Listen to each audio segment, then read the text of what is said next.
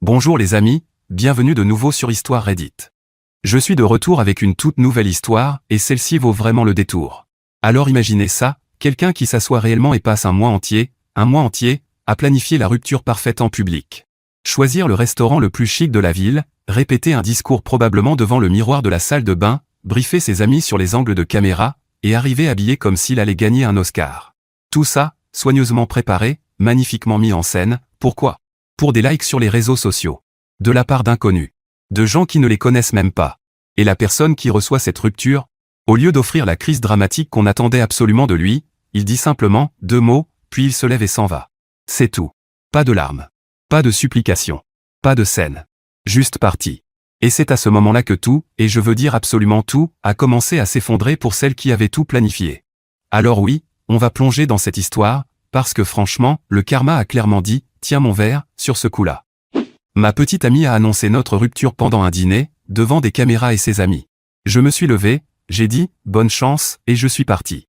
Elle s'est mise à pleurer et la pièce est devenue complètement silencieuse. Personne ne savait quoi faire ensuite. Bon, Reddit. Celle-ci est incroyable. Ma petite amie depuis 3 ans a décidé de me larguer dans un restaurant chic pendant que ses amis filmaient secrètement toute la scène pour en faire du contenu pour les réseaux sociaux. Elle s'attendait à des larmes, des supplications, peut-être une crise en public qu'elle pourrait poster pour récolter des likes. À la place, j'ai dit 2 mots, je me suis levé et je suis parti. Ce qui s'est passé ensuite ? Un chaos total. Et honnêtement, la meilleure décision que j'ai jamais prise. Je m'appelle Caleb, j'ai 29 ans, et je travaille comme technicien HVAC ici à Milwaukee. Rien de glamour, rien d'impressionnant pour les dîners mondains, mais ça paie bien et je suis bon dans ce que je fais. Je répare des systèmes de chauffage et de climatisation pour des bâtiments commerciaux, surtout des complexes de bureaux et des centres commerciaux. C'est le genre de travail où vous rampez sur des toits sous une chaleur de 35 degrés où vous vous gelez les mains en janvier, mais il y a quelque chose de satisfaisant à résoudre des problèmes qui comptent vraiment.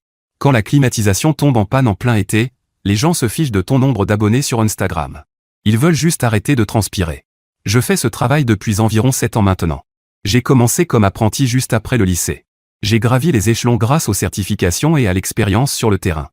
J'ai obtenu ma certification EPA, ma certification NAT, tout ce qui compte réellement dans ce métier. Mon père était plombier pendant 30 ans, donc les métiers manuels sont un peu une tradition familiale. Il disait toujours qu'il y a de la dignité dans un travail qui garde les mains sales mais la conscience propre. Je n'ai jamais oublié ça. J'ai rencontré Nathalie lors d'un match des Brewers en août 2020. Mon ami Ethan, qui travaille dans la toiture commerciale, m'avait traîné là-bas parce qu'il avait des billets en trop. De bonnes places aussi, juste le long de la 3e ligne. On s'est retrouvés dans la même section qu'un groupe de femmes, dont l'une portait un maillot jaune et avait un rire qui portait sur 3 rangées. On a commencé à discuter pendant la pause de la 7e manche, et à la fin du match, j'avais son numéro. Notre premier rendez-vous a eu lieu dans un petit restaurant italien à Walker S. Rien de chic, juste de la bonne nourriture et une conversation encore meilleure.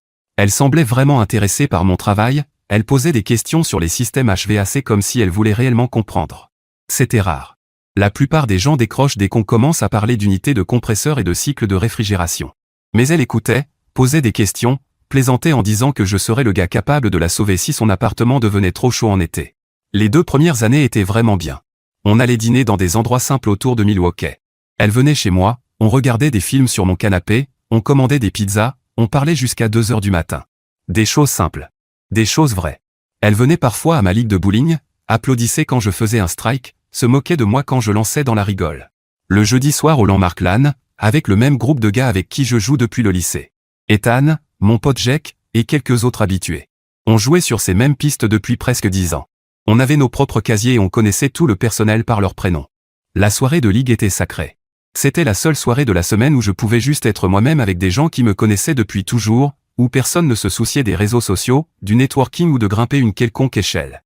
On jouait 3 parties, on parlait de sport, de travail, de la vie, puis on allait manger quelque chose après.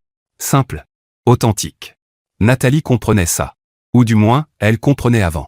Je rencontrais parfois ses collègues pour l'apéro après le travail, j'écoutais ses histoires sur les campagnes de relations publiques sur lesquelles elle travaillait. Des trucs normaux dans une relation.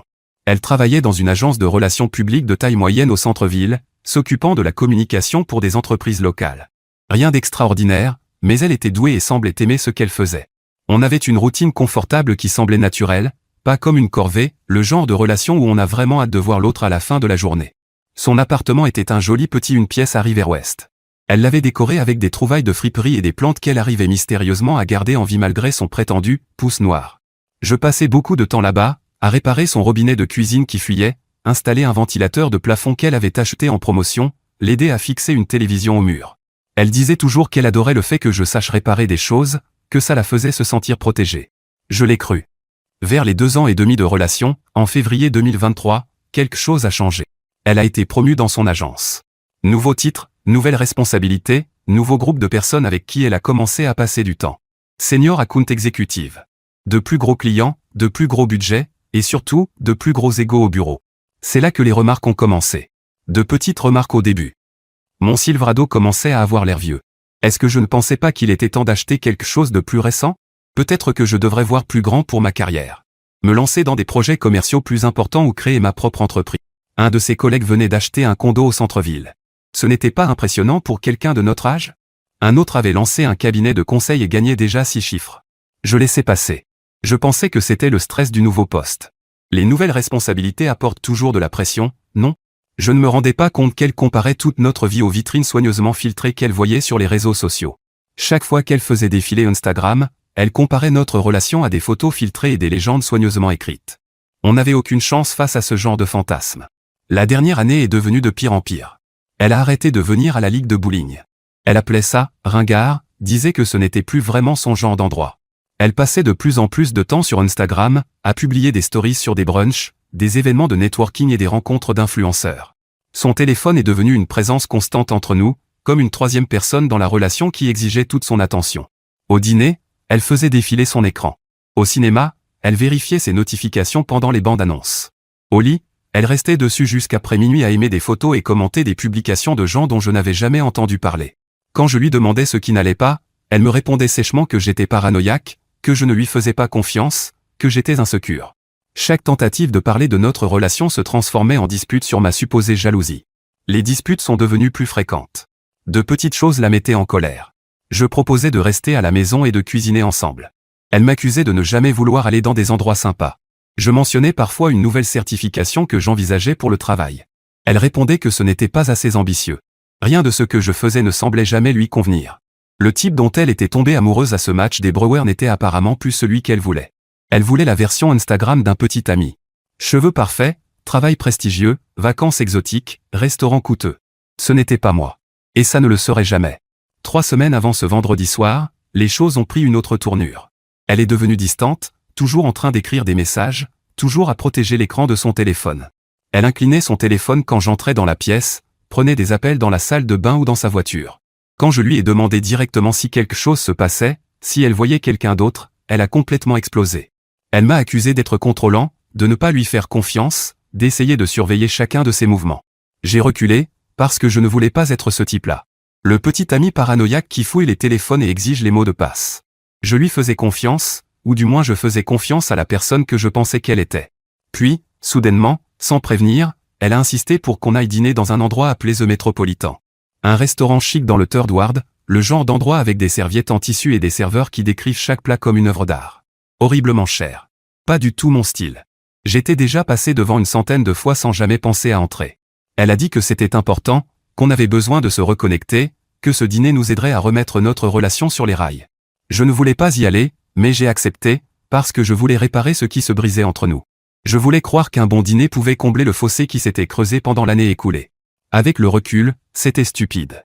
Mais l'amour vous rend parfois stupide. Ce vendredi-là, j'ai conduit mon Silverado jusqu'au centre-ville. Le voiturier a regardé mon camion comme on regarde quelque chose qui s'est perdu et a atterri dans le mauvais quartier. Il m'a donné un ticket sans même me regarder dans les yeux. Je me suis senti déplacé immédiatement.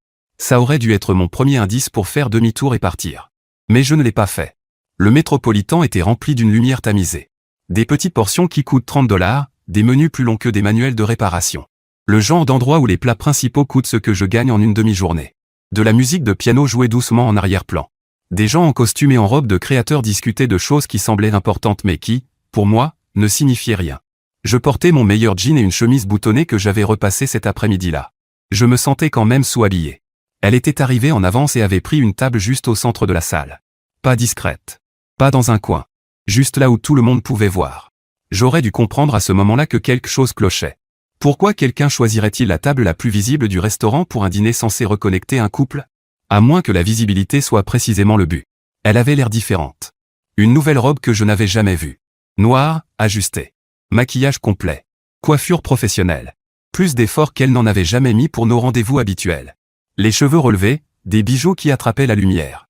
Quand je me suis assis, elle a souri, mais ce n'était pas son vrai sourire. C'était celui qu'elle utilisait pour les photos Instagram, celui où ses yeux ne correspondent pas vraiment à sa bouche. Un sourire travaillé. Vide. Parfait pour la caméra. J'ai commandé un Dr Pepper. Elle a commandé quelque chose de sophistiqué. On a parlé de nos journées. Conversation superficielle qui donnait l'impression que nous étions deux inconnus lors d'un premier rendez-vous plutôt qu'un couple depuis 3 ans. Quelque chose n'allait pas, mais je n'arrivais pas à comprendre quoi. Puis je les ai remarqués.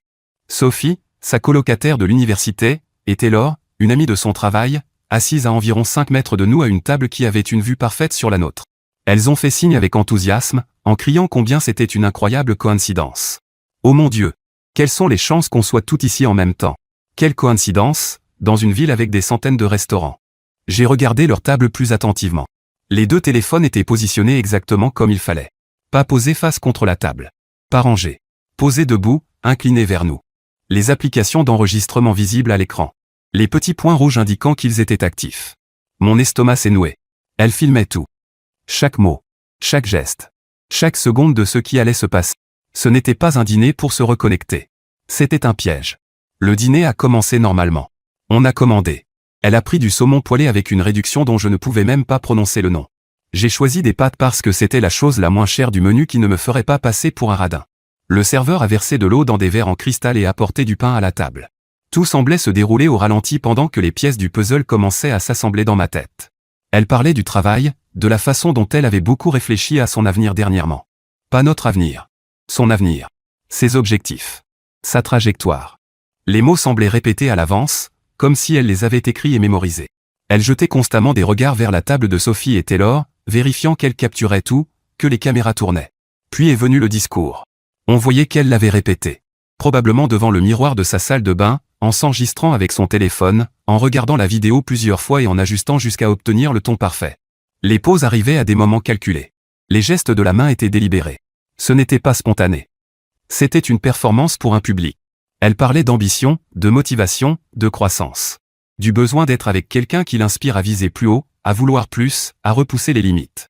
Sa voix avait ce ton artificiel, comme une actrice récitant des répliques qu'elle avait mémorisées mais qu'elle ne ressentait pas vraiment. Un de ses collègues venait de lancer une entreprise de conseil et avait déjà 3 gros clients. Un autre avait acheté un condo dans le Third Ward et parlait d'acheter des propriétés d'investissement. C'étaient des gens qui allaient quelque part. Des gens qui refusaient de se contenter du confort. Des gens qui voulaient plus de la vie que simplement s'en sortir. L'implication était parfaitement claire, même si elle ne l'a jamais dit directement. Moi, j'étais bien là où j'étais. J'étais satisfait de mon travail en HVAC, de mon Silverado, de mes jeudis au bowling et de mes week-ends au match des Brewers. Je n'étais pas assez ambitieux. Pas assez motivé.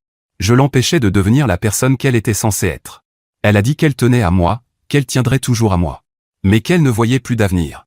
Que j'étais un type formidable, mais simplement pas le bon pour elle. Qu'elle avait besoin de quelqu'un qui corresponde à son énergie, quelqu'un qui la pousse à être meilleure, quelqu'un qui comprenne sa vision de la vie. Pendant tout son discours, je regardais Sophie et Taylor du coin de l'œil. Elles avaient du mal à contenir leur excitation. C'était de l'or pour du contenu. Une rupture publique dans un restaurant chic, avec un discours dramatique et, espérait-elle, une réaction en larmes du petit ami qui venait d'apprendre que sa relation se terminait. Parfait pour TikTok. Parfait pour les réels Instagram. Parfait pour n'importe quelle plateforme de réseaux sociaux. J'ai posé ma fourchette doucement sur l'assiette. J'ai essuyé ma bouche avec la serviette en tissu. Le restaurant entier semblait disparaître autour de moi. Je n'entendais plus que ma respiration, les battements de mon cœur. 3 ans de relation, des centaines de souvenirs, réduits à ce moment orchestré pour des inconnus sur Internet. Je l'ai regardé dans les yeux. J'ai maintenu ce regard. J'ai fait une pause de 2 secondes qui ont semblé durer 20. Puis j'ai simplement dit « Bonne chance à toi ». 4 mots. C'est tout ce qu'il a fallu. Son scénario n'avait pas prévu cette réponse. Elle s'attendait à ce que je supplie, que je me dispute, que je fasse une scène, que je pleure, que je plaide pour qu'on arrange les choses. À lui offrir la réaction dramatique dont elle avait besoin pour sa vidéo. Pour son histoire. Pour ses abonnés Instagram. Elle voulait du théâtre. Moi, je ne lui ai rien donné. Je me suis levé lentement, calmement, j'ai sorti mon portefeuille de ma poche arrière, pris 2 billets de 20, largement assez pour couvrir ma part de l'addition et du pourboire, et je les ai posés sur la table à côté de mon assiette de pâtes à moitié mangée. Puis je me suis dirigé vers la sortie. Sans dire un mot de plus. Je ne me suis pas retourné. Je n'ai même pas regardé Sophie et Taylor assises là avec leur téléphone toujours en train d'enregistrer. Je me suis contenté de marcher. Un pied devant l'autre. En passant devant les autres clients qui avaient interrompu leur conversation pour regarder. Devant les serveurs figés, tenant leurs assiettes. Devant le comptoir d'accueil près de l'entrée. Tout le restaurant est devenu silencieux. On entendait clairement la musique du piano maintenant. Personne ne parlait. Les fourchettes ne touchaient plus les assiettes. C'était comme si quelqu'un avait appuyé sur pause dans toute la pièce. Chaque personne dans cette salle me regardait sortir, et aucune ne savait quoi penser. Derrière moi, j'ai entendu sa voix se briser. « Attends, dit-elle. Attends. » Mais j'ai continué à marcher. J'ai entendu sa chaise grincer sur le sol. Elle se levait. Sophie et Taylor avaient l'air confuses, comme si elles ne savaient pas si elles avaient obtenu la scène qu'elles voulaient, si cela faisait partie du plan ou si quelque chose avait mal tourné. Leur contenu soigneusement orchestré était en train de s'effondrer en temps réel. J'ai poussé la porte du restaurant et je suis sorti. J'ai donné mon ticket au voiturier et je suis resté là à attendre. L'air froid d'octobre faisait du bien après l'atmosphère étouffante du restaurant. Je pouvais enfin respirer. Le ciel nocturne était clair, les étoiles visibles entre les lumières de la ville. Tout semblait plus net, plus réel qu'il ne l'avait été depuis des mois. Une minute plus tard, j'ai entendu des talons claquer rapidement sur le trottoir. Nathalie est sortie du restaurant presque en courant sur ses talons, sa robe éclairée par les lampadaires du parking. Elle avait l'air différente. Plus petite. La confiance qu'elle affichait à l'intérieur avait disparu. L'actrice avait perdu son public. Elle m'a rattrapé juste au moment où le voiturier amenait mon Silverado. Moteur allumé, phares allumés. Ma sortie était là. Sa voix s'est brisée quand elle est arrivée près de moi. La confiance répétée à table avait complètement disparu. C'était autre chose maintenant. Une panique brute mêlée d'incrédulité. Son mascara commençait déjà à couler. Elle avait pleuré. De vraies larmes cette fois. Pas celles pour la caméra. « Attends, dit-elle. Attends juste. Tu ne vas même pas te battre pour ça? Pour nous? » Je l'ai regardé calmement. « Tu viens de rompre. Je respecte ton choix. » Elle s'est placée devant la portière côté conducteur, bloquant mon passage. Elle a posé sa main sur la poignée comme si elle pouvait physiquement m'empêcher de partir. « Tu jettes 3 ans comme ça? Comme si ça ne comptait pas? » Je ne jette rien. Tu l'as fait à l'intérieur. Moi, j'accepte simplement la réalité. Son visage s'est tordu. Maintenant elle était en colère, les larmes se transformant en autre chose. Tu sais quoi?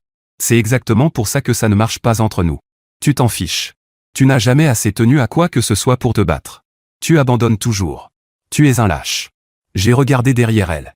Sophie et Taylor étaient sortis du restaurant et se tenaient près de l'entrée, à environ 10 mètres, observant la scène. Toujours leur téléphone à la main. Probablement encore en train de filmer. Probablement en train d'obtenir encore plus d'images qu'elles ne l'avaient prévu. Rien de tout ça ne suivait le scénario. J'en ai fini avec cette conversation, ai-je dit.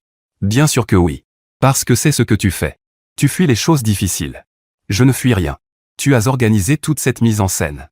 Tu as choisi le restaurant, amené tes amis, leur as demandé de filmer toute la scène. Ce n'est pas moi qui abandonne. C'est toi qui voulais un spectacle. Et je ne joue pas pour toi. Je suis passé à côté d'elle, doucement mais fermement, et je suis monté dans mon camion. Elle est restée figée pendant que je fermais la portière. À travers le pare-brise, je pouvais voir son visage. Un choc total. Ce n'était pas du tout comme ça que ça devait se passer. La vidéo parfaite de rupture était devenue un désastre pour son récit. J'ai reculé prudemment, vérifié mes rétroviseurs et je suis parti. Dans le rétroviseur, je l'ai vue debout dans le parking, les bras serrés autour d'elle, tandis que Sophie et Taylor s'approchaient lentement d'elle. L'énergie excitée qu'elles avaient dans le restaurant avait complètement disparu. Je suis rentré chez moi en traversant les rues de Milwaukee qui semblaient différentes. Plus légères. Les lampadaires semblaient plus lumineux. La radio sonnait plus claire. J'ai garé mon camion dans mon allée, je suis entré dans la maison, j'ai pris un Sprite dans le frigo, je l'ai ouvert et j'ai allumé le match des Brewers. Ils jouaient contre les Cubs. Fin de la 5e manche. 2 partout. Je me suis assis sur mon canapé, j'ai bu mon soda et je n'ai ressenti qu'une chose, du soulagement. Comme si je venais d'éviter quelque chose de bien pire qu'une rupture. Bien pire qu'un chagrin d'amour. J'avais évité de devenir le contenu de quelqu'un. Le méchant dans l'histoire qu'elle voulait raconter pour obtenir des likes, des commentaires et des partages. Elle voulait transformer notre relation en spectacle. Et j'avais refusé d'y participer. 3 ans ensemble. Et voilà comment ça s'est terminé. Une scène de restaurant mise en scène et des téléphones qui filment en arrière-plan. Certaines relations se terminent par des disputes. Certaines par des larmes. La mienne s'est terminée en devenant des images pour la stratégie de réseaux sociaux de quelqu'un. Mon téléphone a commencé à vibrer environ 15 minutes plus tard. Des messages de sa part. Des appels les uns après les autres. Je n'ai pas lu les messages. Je n'ai répondu à aucun appel. Je les ai simplement laissés s'accumuler. Avant de me coucher, j'ai bloqué son numéro. J'ai dormi mieux que je ne l'avais fait depuis des mois. Samedi matin est arrivé dans le calme. À 10 heures, mon téléphone a sonné depuis un numéro inconnu. Je l'ai laissé tomber sur la messagerie. Je ne l'ai même pas écouté. J'ai passé la journée à nettoyer la maison, faire la lessive, réparer un robinet qui fuyait et que je repoussais depuis des semaines. Des choses normales de week-end. Le genre de samedi productif que je n'avais pas eu depuis des mois parce que je me demandais toujours si Nathalie approuverait la façon dont je passais mon temps. Dimanche après-midi, un autre appel depuis un numéro inconnu. Je l'ai laissé sonner. Puis je l'ai bloqué aussi. Je reconnaissais le schéma. Elle utilisait les téléphones de ses amis. Sophie et Taylor lui prêtaient leur numéro comme elle lui avait prêté des places au premier rang pour notre rupture. Lundi matin. 6h45. J'étais habillé pour le travail, café à la main, prêt à sortir vers mon camion. J'ai vu une voiture dans mon allée qui n'était pas la mienne. Nathalie en est sortie. Elle avait l'air complètement différente de vendredi soir. Pas de maquillage. Vieux jogging. Cheveux attachés en chignon désordonné. Des cernes sous les yeux comme si elle n'avait pas dormi du week-end. Elle avait l'air épuisée. On doit parler, dit-elle. Non. On n'a rien à se dire. J'ai continué à marcher vers mon camion. S'il te plaît, j'ai fait une erreur. Je me suis arrêté, je me suis tourné vers elle et j'ai posé mon café sur le capot de mon Silverado. Tu n'as pas fait une erreur. Tu as planifié tout ça. Le restaurant. Les caméras. Tes amis présents. Combien de temps tu as travaillé dessus? 2 semaines? 3? Elle regardait ses pieds. Elle ne levait pas les yeux vers moi. C'est bien ce que je pensais. Tu voulais m'humilier. Te faire bien voir devant la caméra pour pouvoir poster la vidéo en ligne et recevoir la validation d'inconnus. Sauf que ça ne s'est pas passé comme tu l'avais écrit. Je ne t'ai pas donné la réaction dont tu avais besoin. Des larmes ont commencé à couler sur son visage. De vrai cette fois. J'ai été stupide. J'ai écouté les mauvaises personnes. Sophie et Taylor ont dit que ce serait libérateur, que je méritais mieux, que je devrais faire une déclaration en tournant la page. Je me fiche de ce que tes amis ont dit. Tu es une femme adulte. Tu as fait un choix. Tu as choisi de m'humilier en public. Tu as choisi de filmer. Tu as choisi tout ça. On ne peut pas simplement en parler? Prendre un café ou quelque chose comme ça? Il n'y a rien à dire. J'ai pris mon café, je suis monté dans mon camion, j'ai démarré le moteur et je suis sorti de mon allée pendant qu'elle restait là à regarder. Je l'ai laissée debout devant ma maison alors que le soleil se levait sur Milwaukee. Ce soir-là, mon ami Ethan m'a appelé. On est amis depuis le lycée. C'est le genre de gars qui connaît tout le monde et qui entend tout ce qui circule. Il avait l'air mal à l'aise au téléphone. Eh, mec, j'ai entendu un truc aujourd'hui à la salle de sport à propos de toi et Nathalie. Qu'est-ce que tu as entendu? Il a hésité. Apparemment, quelqu'un connaît sa cousine. Toute l'histoire du restaurant a été planifiée pendant plus d'1 mois. Elle a choisi le Métropolitan exprès, elle a expliqué à Sophie et Taylor quoi filmer, elle avait tout un plan pour que ça devienne viral. Elle te largue. Tu fais une scène. Elle passe pour forte et indépendante. Et boum. Des milliers de likes. Des commentaires soutenant sa décision courageuse. Le classique des réseaux sociaux. Je suis resté silencieux un instant. 1 mois. Elle avait passé 1 mois à planifier comment m'humilier publiquement. Pendant que moi je faisais des heures supplémentaires pour économiser pour des vacances que je pensais qu'on prendrait ensemble, elle chorégraphiait mon humiliation. Le truc, continua Ethan, c'est que tu as tout gâché en partant simplement. En ne réagissant pas. Maintenant les gens posent des questions. Genre, pourquoi quelqu'un planifierait une rupture publique? Quel genre de personne fait ça? Ses amis prennent aussi des critiques. Des gens commentent leurs Instagram en demandant pourquoi elle filmait quelqu'un qui se faisait larguer. Le récit qu'elle voulait contrôler lui échappait. Et ça n'avait rien à voir avec moi. Je n'avais même pas besoin de me défendre. La vérité le faisait toute seule. J'ai décidé à ce moment-là de me concentrer sur moi-même au lieu de ruminer ce qu'elle avait fait. Le lendemain, j'ai appelé un ami de ma ligue de bowling. Je lui ai demandé si la place du jeudi était toujours libre. Il a ri et m'a dit « Bienvenue de retour ». J'ai commencé à aller dans un bar appelé The Idou le vendredi soir. À Bayview, au sud de Milwaukee. Des murs en lambris de bois, des enseignes néons, des tables de billard au fond, des groupes locaux qui jouent le week-end dans un coin qui ressemble à peine à une scène. Le genre d'endroit que Nathalie détestait. Trop bruyant, disait-elle. Trop bondé. Trop de gens de la classe ouvrière. Pas son style. Pas assez sophistiqué pour son esthétique Instagram. Parfait pour moi. Le deuxième vendredi après la rupture, j'y suis allé seul. Je me suis installé au bar et j'ai commandé un root beer. Un groupe installait son matériel sur la petite scène. 3 gars avec des guitares et une batterie faisaient les balances. La femme assise à côté de moi au bar m'a souri et a commenté la musique. Il joue ici un vendredi sur 2, dit-elle. Pas mal pour un groupe local. Une conversation simple. Rien de lourd. Rien de compliqué. Juste 2 personnes qui parlent de musique. Elle s'appelait Megan. Elle enseignait en 3e année dans une école publique du côté de la ville. Elle venait ici tous les vendredis depuis 1 an, depuis qu'elle était revenue vivre à Milwaukee après Madison. On a parlé pendant une demi-heure de musique, de la vie à Milwaukee, des chances des Brewers en play-off. Rien de profond. Juste une conversation sincère entre deux personnes assises l'une à côté de l'autre. Quand je suis parti vers 11 heures, je me sentais plus léger que je ne l'avais été depuis des mois. Je n'ai pas demandé son numéro. Je n'ai même pas essayé. J'ai simplement apprécié une soirée normale sans le poids des attentes de quelqu'un d'autre. Le harcèlement a commencé la semaine suivante. Et oui, j'utilise le mot harcèlement, parce que c'est exactement ce que c'était. Mardi matin, je me suis arrêté à mon Dunkin' Donuts habituel sur Oakland Avenue, celui où je passe chaque matin avant d'aller sur les chantiers. 6h30. À moitié réveillé. Je voulais juste du café. Je suis entré, et elle était là. Nathalie, assise dans un coin, ordinateur portable ouvert, tasse devant elle. Elle a levé les yeux quand je suis entré. Son visage a pris une expression de surprise, comme si elle était là par hasard. Comme si ce Dunkin' n'était pas de l'autre côté de la ville par rapport à chez elle. Comme si elle n'avait pas retenu que je venais ici tous les matins depuis 3 ans. La coïncidence était insultante. Oh, salut. Qu'est-ce que tu fais ici? Je prends du café. Comme toi. Je ne suis pas allé plus loin. Je suis allé au comptoir, j'ai commandé mon grand café noir habituel, j'ai payé et je suis sorti. Je ne me suis pas assis. Je n'ai pas discuté. Je suis simplement parti. À travers la vitre, je l'ai vu me regarder partir, téléphone à la main. Jeudi soir, vers 6 heures, je me suis arrêté chez Sandy Kess pour acheter des courses pour la semaine. Je marchais dans le rayon fruits et légumes, je prenais des pommes. Et elle était là. Nathalie, tenant un panier avec peut-être 3 articles dedans, examinant des tomates comme si elle choisissait des pierres précieuses. Nos regards se sont croisés. Elle a souri. Salut. Drôle de te croiser ici. Oui. Drôle. Je suis allé dans l'allée suivante pour prendre du pain. Elle est apparue à l'autre bout, devant les pâtes. La même allée. 2 fois. Ce n'était pas une coïncidence. C'était de la surveillance. J'ai terminé mes courses sans dire un mot de plus. Je suis passé à la caisse. Je suis parti. Le mercredi de la 3e semaine, j'étais sur un chantier commercial à Wauwatosa. Un grand immeuble de bureaux qui subissait une rénovation complète du système HVAC. Des centaines de milliers de dollars de travaux. J'étais sur le toit en train de vérifier les unités de compresseur Candev, mon superviseur, est monté par l'échelle d'accès. Et Caleb, tout va bien? Oui. Pourquoi? Il y a quelqu'un près de la clôture du périmètre. Une femme. Elle est là depuis environ 20 minutes à regarder le bâtiment. Je me suis approché du bord du toit et j'ai regardé en bas. Nathalie était là. Debout derrière la clôture grillagée. Quand elle m'a vu la regarder, elle m'a fait signe de la main. Vraiment. Comme si c'était un comportement normal. Comme si attendre 20 minutes devant le lieu de travail de quelqu'un était tout à fait raisonnable. Dave m'a regardé. Une amie à toi? Une ex-petite amie, qui ne comprend pas quand on lui dit non. L'expression de Dave s'est durcie. Il avait environ 47 ans, 2 filles, et aucune patience pour ce genre de choses. Il est redescendu par l'échelle et a passé un appel.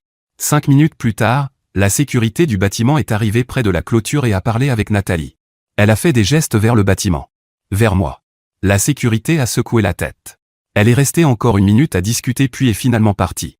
Elle est montée dans sa voiture et a quitté le parking. Dave est remonté et m'a dit que si elle revenait, la sécurité appellerait la police pour intrusion. Tu as besoin de prendre du temps ou quelque chose? Non. Ça va. Merci. Ça a finalement mis fin aux apparitions physiques. Plus de visites surprises. Plus de rencontres, par hasard. Elle avait dépassé les limites. Et même elle le savait. Megan était tout hidou ce 3e vendredi, assise à la même place au bar où on avait parlé la première fois. Elle a souri quand elle m'a vu. Sincèrement heureuse de revoir un visage familier. On a parlé plus longtemps cette fois. Elle m'a raconté sa semaine à enseigner à des enfants de 8 ans, l'élève qui avait amené sa tortue pour un exposé, les réunions parents-professeurs qui avaient duré 4 heures de plus que prévu. Je lui ai parlé des systèmes HVAC commerciaux, de réparer un compresseur sur un toit à 32 degrés, de Dave et de l'équipe avec qui je travaillais. Une conversation normale entre des gens normaux avec des métiers normaux vivant des vies normales. On a échangé nos numéros avant que je parte ce soir-là. Pas de jeu. Pas d'attente de 3 jours avant d'envoyer un message. Juste simple et direct. J'aimerais te revoir. Moi aussi. Cette même semaine, le mercredi après-midi, on s'est retrouvés pour un café dans un endroit appelé Collectivo, sur Prospect Avenue. Un café au bord du lac, avec des fenêtres donnant sur le lac Michigan. On est resté assis 2 heures. On a parlé de notre enfance dans le Wisconsin, de nos familles, de son métier d'enseignante, de mon travail en HVAC. Et de ce que nous voulions vraiment dans la vie. Elle a mentionné sa dernière relation, comment le type gagnait bien sa vie dans la vente mais ne supportait pas qu'elle gagne légèrement plus que lui en tant qu'enseignante. Comment il faisait de petites remarques disant qu'elle devait se croire meilleure que lui, qu'elle était trop indépendante, qu'elle l'émasculait en payant certaines choses. Ça a l'air épuisant, ai-je dit. Ça l'était. Les gens deviennent insécures pour les raisons les plus étranges. Ils s'en prennent à la mauvaise personne au lieu de gérer leurs propres problèmes. La comparaison avec Nathalie était évidente, mais aucun de nous ne l'a dit à voix haute. On n'en avait pas besoin. 4 semaines après le dîner, Nathalie a lancé sa prochaine manœuvre. Mon vieil ami Connor m'a envoyé un message un dimanche après-midi. On se connaît depuis l'université et on est resté en contact au fil des années. Un bon gars. Direct. Son message était simple. « Et mec, qu'est-ce qui se passe entre toi et Nathalie? Tu peux m'appeler ?» Je l'ai appelé immédiatement. « Qu'est-ce que tu veux dire ?» Il avait l'air mal à l'aise. « Ton ex raconte des trucs assez dingues. Elle dit que tu étais contrôlant pendant la relation, que tu l'isolais de ses amis, que tu devenais agressif quand elle essayait de partir. J'ai entendu ça d'au moins 3 personnes différentes ce week-end. Je me suis dit que tu devrais le savoir. » Mon estomac s'est noué comme si j'avais raté une marche dans un escalier. Elle dit quoi? Oui. J'en ai entendu parler par ami, qu'il a entendu de Taylor. Puis Jake en a parlé à la salle de sport. Et j'ai vu quelque chose de vague sur Facebook par quelqu'un d'autre. Ça commence à circuler. Je suis resté là, malade. Contrôlant. Agressif. Isolant. Des mots conçus pour faire douter les gens de tout ce qu'ils pensent savoir sur moi. Des mots qui peuvent vous suivre pendant des années si assez de personnes y croient. Mardi, 3 autres amis communs m'ont contacté, chacun avec une variation de la même question. Qu'est-ce qui s'est vraiment passé? Est-ce que ce qu'elle dit est vrai? Tu as vraiment fait ces choses? Des gens que je connaissais depuis des années me regardaient soudain différemment, se demandant s'ils avaient raté quelque chose. Si le type en qui ils avaient confiance était en réalité une sorte de monstre. Nathalie se présentait comme la victime d'une relation abusive.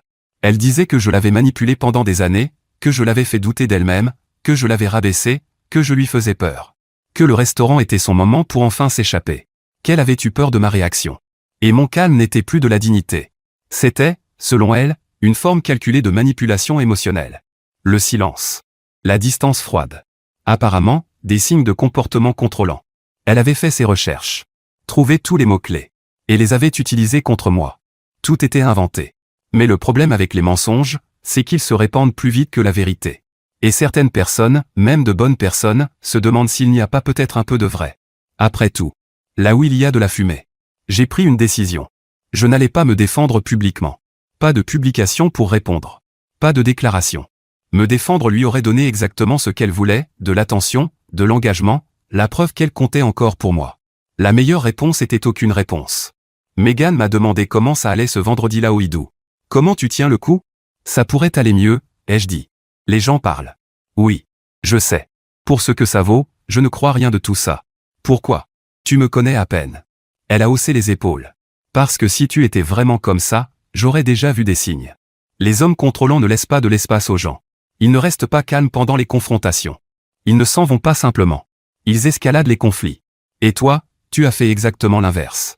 Quand elle l'a formulé ainsi, ça avait du sens. Une semaine plus tard, la situation a commencé à changer. Quelqu'un avait sauvegardé la vidéo originale du restaurant avant que Nathalie ne la supprime. Elle a été publiée sur le subreddit de Milwaukee avec le contexte. Une femme planifie une rupture publique pour Instagram, ça ne se passe pas comme prévu. La vidéo montrait tout. Son discours répété. Les téléphones de Sophie et Taylor posés en train d'enregistrer. Moi qui me lève calmement, qui pose l'argent sur la table et qui part sans dire un mot. Le silence dans le restaurant. Elle qui me poursuit dehors. Tout. Et maintenant tout le monde pouvait le voir. Les commentaires étaient impitoyables. Des gens la traitaient de manipulatrice. D'actrice. Certains ont reconnu Sophie et Taylor et ont commencé à questionner leur rôle. Pourquoi filmaient-elles? Pourquoi leur téléphone était-il positionné comme ça? Pourquoi tout semblait si mis en scène? Sophie et Taylor ont rendu leur compte privé sur les réseaux sociaux. Taylor a publié une vague excuse disant qu'elle regrettait d'avoir participé à quelque chose. Elle a commencé à se détacher de Nathalie. Le groupe d'amis s'effondrait en temps réel. Nathalie a essayé de redoubler d'efforts. Elle a publié un long message sur Instagram disant que les gens ne comprenaient pas toute l'histoire. Que le restaurant était son moment pour enfin se défendre après des années de contrôle subtil. Le message a reçu environ 14 likes. Principalement de gens qui ne nous connaissaient pas. Elle a désactivé les commentaires au bout d'1 heure. Les amis communs qui l'avaient cru au début ont commencé à demander des preuves. Des captures d'écran. N'importe quoi de concret. Elle n'avait rien. Parce que rien ne s'était passé. Semaine 7. Jeudi soir. Sophie m'a appelé. Un vrai appel, pas un message. Elle est en train de s'effondrer, a dit Sophie. Elle ne sort plus de son appartement. Elle ne parle qu'à moi. Je m'inquiète pour elle. Je suis désolé qu'elle traverse ça. Mais ce n'est pas ma responsabilité. Je sais. J'avais juste besoin de le dire à quelqu'un. Pourquoi? Qu'est-ce que tu veux que je fasse? Silence. Puis elle a dit. Rien, je suppose. On a raccroché. Semaine 10. Dimanche soir. J'étais chez moi en train de regarder le match des Packers. Match serré, 4e quart-temps. La sonnette a sonné. J'ai regardé par le Judas. Nathalie se tenait sur mon perron. Seule. Elle avait l'air de ne pas avoir dormi depuis des jours. J'ai ouvert la porte mais je ne l'ai pas invitée à entrer. J'ai besoin de te parler. Il n'y a rien à dire. S'il te plaît. Écoute-moi. J'ai soupiré. Tu as 2 minutes. Elle a pris une inspiration tremblante. J'ai tout gâché. Le restaurant. Les mensonges. Tout. J'étais blessé et en colère et je voulais que tu ressentes ce que je ressentais, mais tout s'est retourné contre moi. Et maintenant tout le monde me déteste et je ne sais plus quoi faire. Ce n'est pas mon problème. Je sais que ça ne l'est pas. Mais j'ai besoin que tu saches que je suis désolé. Vraiment désolé. J'aimerais pouvoir tout reprendre. Tu ne peux pas. Je sais. On est resté là. Elle attendait quelque chose. Moi, je n'avais plus rien à donner. Est-ce qu'il y a une chance? Non. Tu ne m'as même pas laissé finir. Je n'ai pas besoin de le faire. La réponse est non. Pas de seconde chance. Pas de pardon. Pas d'amitié. Juste non. Son visage s'est effondré. Je t'aimais. Tu aimais me contrôler. Ce n'est pas la même chose. Ce n'est pas juste. Tu m'as humilié volontairement. Tu as essayé de détruire ma réputation quand j'ai tourné la page. La justice n'existe plus ici. Elle est restée là quelques secondes de plus. Puis elle a hoché la tête. Elle s'est tournée. Elle est allée à sa voiture. Et elle est partie. J'ai fermé la porte et je suis retourné sur le canapé. Le match était à égalité. Prolongation. Mon téléphone a vibré. Un message de Megan à propos du déjeuner demain. J'ai souri et j'ai répondu pour confirmer. Le match a repris. Les Packers ont marqué un field goal et ont gagné de 3 points. La vie a continué. Avec ou sans la permission de Nathalie. 5 mois plus tard, ma vie était complètement différente. J'ai été promu au travail. Technicien principal sur les gros contrats commerciaux. Meilleur salaire. Meilleurs horaires. Et du vrai respect de la part de l'équipe. Megan et moi avons officialisé notre relation vers le 4e mois. Pas de jeu. Pas de test. Juste 2 personnes qui aiment être ensemble. On allait voir les matchs des Brewers. On dînait dans des endroits au hasard. On passait des week-ends à ne rien faire de spécial. Elle est venue à la ligue de bowling avec moi et s'est parfaitement intégrée avec les gars. Ethan m'a dit après la première soirée où elle est venue que j'avais enfin trouvé la bonne. C'est là que les choses sont redevenues intéressantes. Un mardi après-midi, Ethan m'a envoyé un message. Tu vas vouloir voir ça. Il m'a envoyé un lien vers le subreddit de Milwaukee. Quelqu'un avait publié une mise à jour concernant la vidéo du restaurant. Apparemment, la société de relations publiques de Nathalie l'avait licenciée. La raison officielle, réduction d'effectifs. Mais selon la publication, plusieurs clients s'étaient plaints après l'avoir reconnue dans la vidéo virale. Ils disaient qu'ils ne voulaient pas que quelqu'un avec un tel jugement s'occupe de leur communication. Sophie et Taylor s'étaient complètement éloignés d'elle.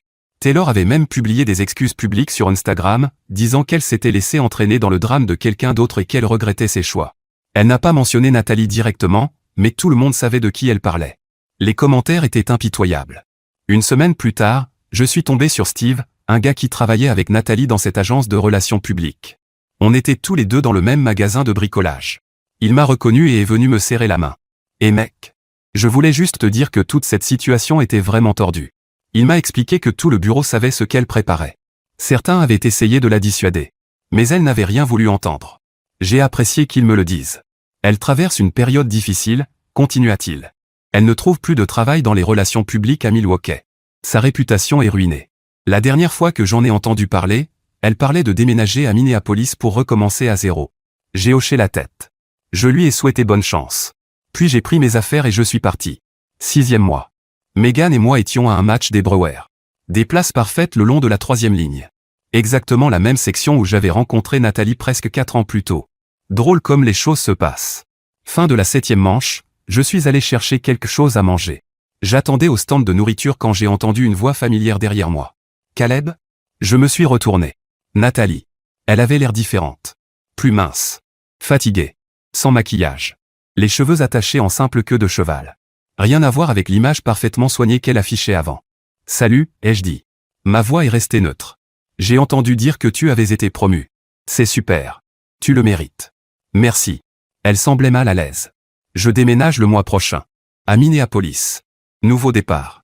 Bonne chance pour ça. Elle a tressailli. Les mêmes mots que j'avais prononcés au Métropolitan. Je ne l'avais pas fait exprès. Mais elle l'a clairement pris comme un rappel. Je sais que je ne mérite rien de toi, dit-elle. Mais je voulais que tu saches que j'ai beaucoup réfléchi. À tout. À la façon dont je t'ai traité. À ce que j'ai perdu. J'ai pris la nourriture au comptoir. D'accord. C'est tout? Juste, d'accord? Qu'est-ce que tu veux que je dise, Nathalie? Tu as fait tes choix. J'ai fait les miens. C'est terminé. Je me suis remis à marcher vers ma place. Elle a appelé derrière moi. Est-ce qu'elle est gentille avec toi? La nouvelle fille? Je me suis arrêté et me suis retourné. Elle s'appelle Megan. Et oui, elle l'est. Tant mieux. Tu mérites quelqu'un qui t'apprécie. Je suis parti sans répondre. Je suis revenu à ma place et j'ai donné ses nachos à Megan. Elle m'a demandé avec qui je parlais. Personne d'important, ai-je dit. Juste quelqu'un d'il y a longtemps. Alors ma famille YouTube, voici mon avis sur cette histoire. Bon, par où commencer? Nathalie n'était pas simplement quelqu'un qui a pris une mauvaise décision sur le moment. Elle a fait une série de choix très délibérés et très calculés. Et c'est ce qui rend cette histoire différente. Ce n'était pas une rupture. C'était une production. Elle a choisi le lieu. Elle a briefé l'équipe caméra, oui, j'appelle Sophie et Taylor une équipe caméra. Elle a répété son discours. Elle a planifié la réaction qu'elle voulait. La seule chose qu'elle n'a pas prévue, c'est que Caleb ne jouerait pas le jeu. Et honnêtement, c'est la partie la plus satisfaisante de toute cette histoire. Caleb ne s'est pas battu. Il ne l'a pas exposé publiquement. Il n'a rien posté en ligne. Il a simplement bien vécu sa vie. Silencieusement. Et ça l'a rendu folle. Parce que les gens qui veulent contrôler un récit ne supportent pas quand quelqu'un décide simplement de s'en retirer. La campagne de diffamation que Nathalie a lancée ensuite en le traitant de contrôlant, manipulateur, abusif, c'était du désespoir. C'était quelqu'un qui réalisait que l'histoire ne s'était pas déroulée comme prévu et qui essayait de la réécrire. Mais voilà le problème avec les mensonges, ils demandent un entretien constant. La vérité, elle, reste simplement là et attend. Et finalement, la vidéo du restaurant est sortie. Les gens ont vu exactement ce qui s'était passé. Et tout s'est effondré. Elle a perdu son travail. Elle a perdu ses amis. Elle a perdu sa réputation dans toute une ville. Et pourquoi? Un moment viral, qui n'est même pas devenu viral comme elle l'espérait. Les leçons ici sont précieuses. Premièrement, la dignité dans le silence est sous-estimée. Caleb n'a jamais argumenté, jamais essayé de se défendre publiquement. Et cela a mieux fonctionné que n'importe quelle réponse agressive. Deuxièmement, les personnes qui prennent votre calme pour de la faiblesse sont souvent celles qui finissent par le regretter le plus. Et troisièmement, et c'est important, la comparaison sur les réseaux sociaux est vraiment toxique. Nathalie avait une relation réelle et solide. Elle l'a détruite pour poursuivre une version filtrée d'une vie qui n'existait même pas. Caleb a trouvé Megan. Nathalie a trouvé Minneapolis. Et d'une certaine façon, cela semble exactement comme il fallait. Dites-moi dans les commentaires ce que vous pensez de cette histoire. Merci de m'avoir regardé aujourd'hui sur Histoire Reddit. N'oubliez pas de liker et de vous abonner. À bientôt dans la prochaine vidéo.